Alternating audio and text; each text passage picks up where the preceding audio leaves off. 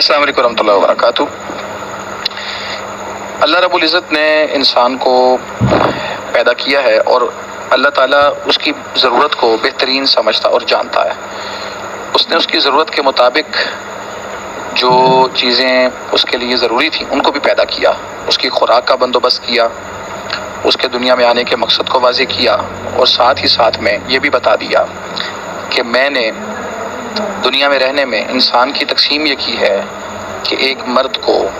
ایک خاتون کو بطور بیوی اس کے ساتھ جوڑا ہے، اور اس کی بیوی کو میں نے اس کے لیے سکون کا باعث بھی بنایا ہے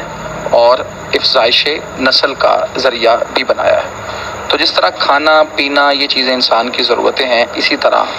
بیوی اور بیوی کے لیے خاوند یہ بھی انسان کی ایک جسمانی ضرورت ہے جو فطرت کے عین مطابق ہے۔ اللہ رب العزت نے اسے بنایا ہے۔ یہ کوئی اچنبے کی یا حیرت کی یا پریشانی کی بات نہیں ہے، یہ اللہ رب العزت کی بنائی ہوئی دنیا ہے، اس کی تقسیم ہے اور اس کا فطری اور نیچرل سسٹم ہے۔ اسے انسان چاہتے ہوئے بھی کبھی بھی تبدیل نہیں کر سکتا۔ تو جب یہ شادی، نکاح، یہ سب چیزیں عین فطرت کے مطابق ہیں، اللہ تعالیٰ کا بنایا ہوا نظام ہے،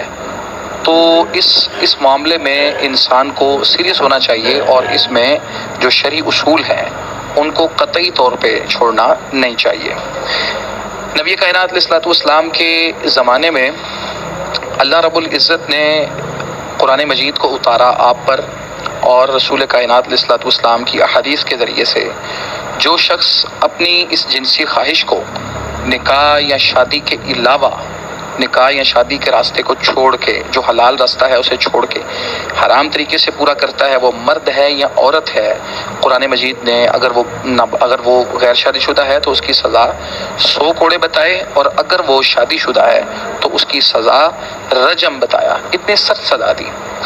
لیکن آپ دیکھیں کہ یہ کس ماحول میں یہ سزا بتائی گئی، سنائی گئی، کہ جب کوئی میڈیا کا دور نہیں تھا،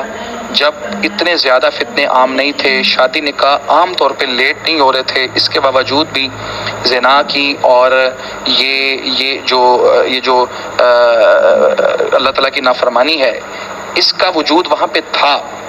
تو اللہ تعالیٰ نے اتنی سخت سزائیں بیان فرمائی۔ آج جس معاشرے میں ہم جی رہے ہیں، اس معاشرے میں تو معاملات بہت حد تک آگے بڑھ گئے ہیں، جنسی ہیجان کے بہت راستے موجود ہیں، اور جنسی بے رہ روی کے اتنے سولوشن دیے جا رہے ہیں، اتنے آپشن دیے جا رہے ہیں آپ کی نوجوان نسل کو، کہ اگر نیچرل سسٹم جو اللہ کا دیا ہوا ہے، نکاح اور شادی، اگر آپ اسے اڈاپٹ نہیں کریں گے، اسے نہیں اپنائیں گے، تو ہمارے نوجوان بیٹے بیٹیاں، ہمارے بھائی، ہماری بہنیں یہ برائی اور فحاشی اور اللہ تعالیٰ کی نافرمانی کی طرف بہت تیزی کے ساتھ چلے جائیں گے۔ یہ اپنے آپ کو ایمان سے کوڑا کر لیں گے، اپنے آپ کو، اپنی نفسیات کو تباہ کر لیں گے، اپنے دل اور دماغ کی جو صلاحیتیں اور قوتیں ہیں یہ ساری ان کی ختم ہو جائیں گی اگر آپ اس مسئلے کو اور ان کی ضرورت کو نہیں سمجھیں گے۔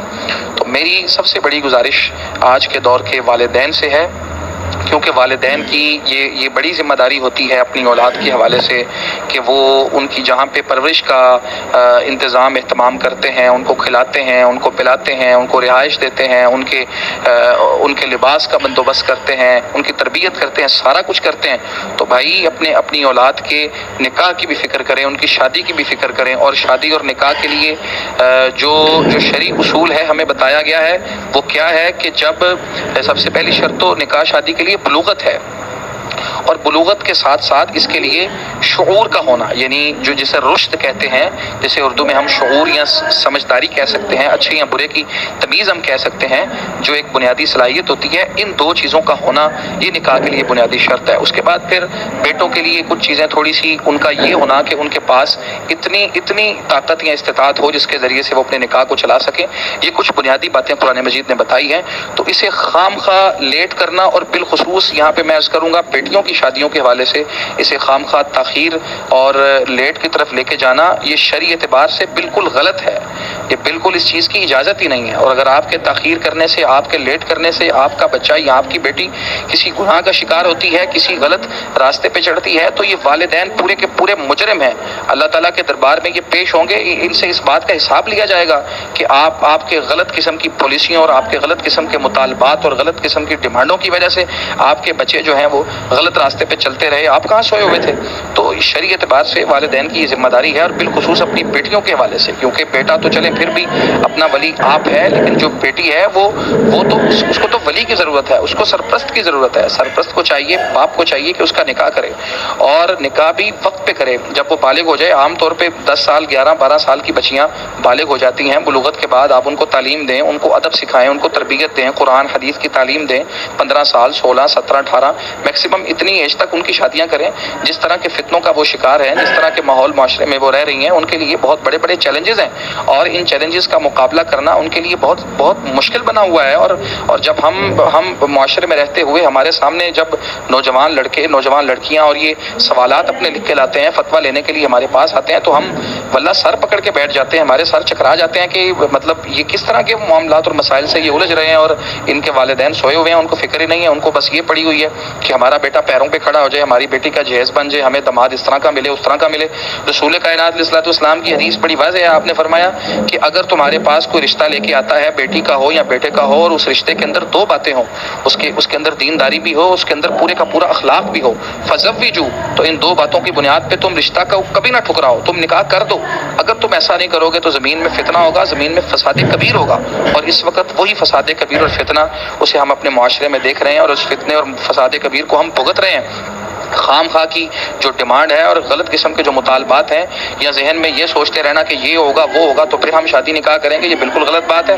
رزق کا ذمہ اللہ نے لیا ہے۔ اگر آج اپنے لیے کوئی بڑا امیر ترین داماد تلاش کر کے اپنی بیٹی کی شادی نکاح کرتے ہیں، تو یہ بالکل اس بات کا امکان موجود ہے کہ کل کلا اس کا سارا پیسہ روپیہ لٹ جائے اور وہ غریب ہو کے رہ جائے۔ یہ تقسیم تو اللہ کی ہے، یہ آپ کی تقسیم نہیں ہے۔ آپ ایک مناسب ایک صورتحال کو دیکھیں، آپ کو سمجھ آتی ہے کہ لڑکا اچھا ہے، شعور ہے، دیندار ہے، اور اس کے اندر احساس ذمہ داری موجود ہے، آپ نکاح کریں۔ اللہ کے رسول اسلام نے سیدہ فاطمہ کا جب نکاح سیدنا علی کے ساتھ کیا تھا، فاطمہ رضی اللہ عنہا جو آپ کے جگر کا ٹکڑا، آپ کی آنکھوں کی ٹھنڈک تھی، جب ان کی بازو علی کے ہاتھ میں پکڑائی تھی تو کیا تھا علی کے پاس رضی اللہ تعالیٰ عنہ؟ کون سے ان کے پاس بنگلے تھے، کون سی ان کے پاس کوٹھیاں تھیں، کون سی ان کے پاس سواریاں تھیں؟ وہ تو اپنی زرہ بیچ کے اپنے نکاح کے لیے جو بنیادی چیزیں تھیں وہ لانے کے لیے پیسے اکٹھے کر رہے تھے، اور اللہ کے رسول اسلام ان کے ساتھ نکاح کر رہے ہیں اپنی بیٹی کا، تو کس کے پیچھے کیا رہ جاتا ہے؟ اللہ تعالیٰ نے یہ رزق کا ذمہ اپنے ذمہ لیا ہے۔ اس معاملے میں آپ دنیا کو ایک امتحان سمجھ کے یہاں پہ جئیں۔ اللہ تعالیٰ کی کوئی بغاوت نہ ہم سے ہو جائے، ہمارے بچوں سے ہو جائے، جو ہم اپنے بچوں کے ساتھ کر رہے ہیں آج۔ نکاح کو اس قدر لیٹ کرنا، 22 24 25 26 28 30 سال گھروں میں بیٹھی بیٹیوں کی عمر ہو رہی ہے، سروں میں ان کے چاندیاں آ رہی ہیں، اور ہم یہ سوچ رہے ہیں کہ کوٹھی ہوگی، بنگلہ ہوگا، مکان ہوگا، یہ ہوگا وہ ہوگا، پھر ہم ان کی شادیاں کریں گے۔ یہ بالکل غلط چیز ہے، اللہ کے رسول صلی اللہ علیہ وسلم کے بتائے ہوئے دین کے بالکل مخالف، الٹ ہے۔ اللہ پہ توکل کو مضبوط کریں۔ اگر آپ کی بیٹی آپ کا بیٹا بالغ ہیں، ان کے پاس شعور موجود ہے، ان کی تربیت آپ کر چکے ہیں، تو آپ ان کے 50 سال یا 40 سال یا 30 سال ہونے کا انتظار نہ کریں۔ آپ اس حوالے سے جو مناسب آپ کو اچھا رشتہ ملتا ہے جلد از جلد تلاش کریں، اور اس فرض کو ادا کرنے میں جلدی کریں۔ یہ خام خواہ کی تاخیر قطعی طور پہ درست نہیں ہے۔ آپ یہ سوچتے رہیں کہ تعلیم مکمل ہوگی اور فلاں کی تعلیم مکمل ہوگی، بھئی تعلیم مکمل ہوتے ہوتے تربیت کا اگر جنازہ نکل گیا، ڈگری لیتے لیتے اگر ایمان رخصت ہو گیا، تو پھر کون اس بات کا ذمہ دار ہے؟ اللہ رب العزت نے ایمان کو اصل چیز بنایا اور ایمان کا محافظ بنایا نکاح کو۔ نکاح اور شادی یہ ایمان کی حفاظت کرنے کا ایک بہت بہترین ذریعہ ہے۔ رسول اللہ صلی اللہ علیہ وسلم نے فرمایا کہ اس سے اللہ تعالیٰ آنکھوں کو حیا بخش دیتا ہے، اور اس کے ذریعے سے انسان کی آنکھ اور نگاہ جھک جاتی ہے۔ جب نکاح اور آنکھ جھکتی ہے تو انسان کے لیے اس وقت دین پہ عمل کرنا اور دین کو پوری طرح قبول کر لینا بڑا آسان ہو جاتا ہے۔ تو اس طرح تو ہم معاشرے کے اندر یہ غیر فطری نظام چلا کے اپنے بچے اور اپنی بچیوں کو ایک آزمائش کے پتال میں اتار کے ہم قطعی طور پہ ان کے ساتھ اچھا سلوک نہیں کر رہے۔ ہمیں اپنا وقت بھی یاد کرنا چاہیے جب ہم بالغ ہو رہے تھے اور ہمارے ساتھ اس طرح کے معاملات اور ہم ان مسائل کا شکار ہو رہے تھے، تو اس معاملے میں قطعی طور پہ تاخیر نہ کریں۔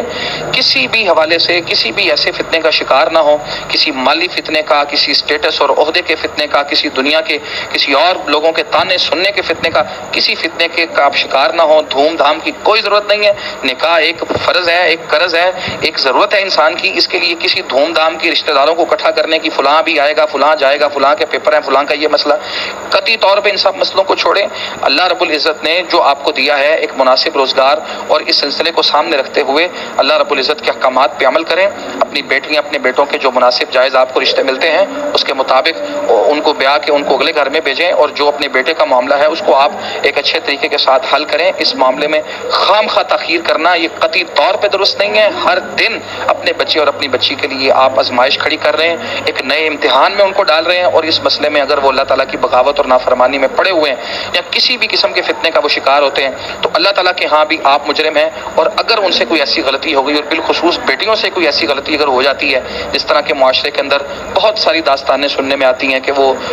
بعد میں عزتیں لوگوں کی داؤ پہ لگ جاتی ہیں، خاندانوں کی عزتیں پاؤں تلے رون دی جاتی ہیں، تو ایسے وقت سے خدا را اللہ رب العزت سے ڈریں. اگر آج وہ خاموش ہیں آپ کے بچے اور آپ کے تابع ہیں، آپ کی اطاعت کر رہے ہیں اور آپ ہی کی آنکھوں کو دیکھ رہے ہیں اور آپ ہی کے اشارے کے اور آپ کے حکم کے منتظر ہیں، تو ان کا مزید امتحان نہ لیں. اللہ تعالیٰ کے حکم کو پورا کریں اور اس کے حکم کے مطابق